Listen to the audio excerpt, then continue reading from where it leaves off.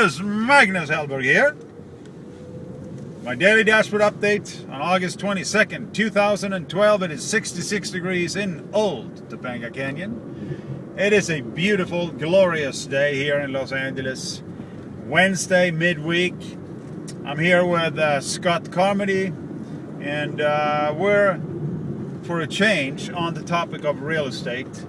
And we're not going to talk about contracts and all those things, negotiations today. Well, I guess what we're talking about is a part of negotiations. But we're going to talk about... I would say it's the key element that you're right. Gets there. Okay, so I'm going to let Scott Carmody take over the goodwill discussion. Good morning. So let's talk about goodwill. At the end of the day, the only thing that's going to hold any real estate transaction together is goodwill. The buyers feel good about the sellers feel good about the buyers. Everybody is acting in accordance with the contract. They're being friendly, polite, courteous.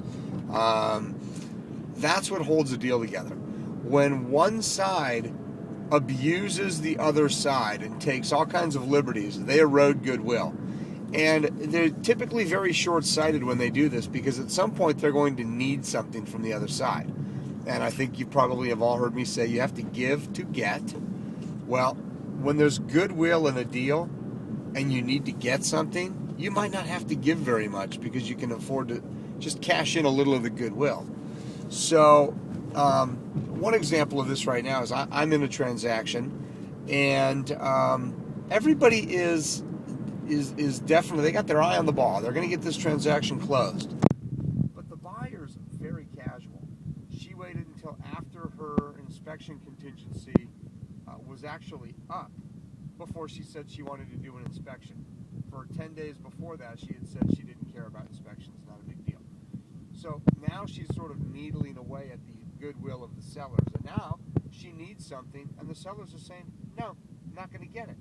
So it's gonna create a lot more angst to get this negotiation done. And Magnus and I were just talking about something that he's encountered in the past, and I'll let Magnus talk about that with goodwill. You take care of everybody in the transaction, folks.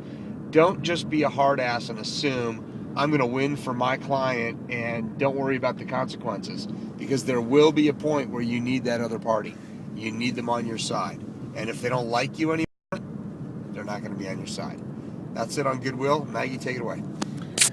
Well, I don't have much more to add than that, but yeah, it is important to keep the goodwill not only between the parties, the sellers and the buyers, but also between the agents. There are some agents out there that are not understanding the goodwill. And in fact, I have been involved with situations and transactions where the agents, from the get-go, you may have 2 or 3 offers on the property, and the agents start out, before we even haven't accepted an offer, to erode the goodwill between the agents. And guess which, obviously, ultimately, it is the seller that decides, if you're representing the seller or the buyer, which way to go. But you know, certainly an agent has a lot of input in what happens. A lot of influence with the client. So I agree. Goodwill is the glue that keeps the deal together. Give to get. I like that one. That's it. I think that's it. That's such a good lesson for everybody, and it applies to everything, by the way, not just real estate. That is the tip of the day. Tip of the day. From Scott Carmody. It is Magnus.Hellberg at thepartnerstrust.com and Scott.Carmody at thepartnerstrust.com. Signing off this gorgeous Wednesday, August 22nd, 2012. It is 64 degrees now in the little village of Topanga Canyon. Supposed to be cooler today. Cool in Los Angeles. Have a great midweek, everybody. We'll see you tomorrow. Take care, everybody. Thanks for watching.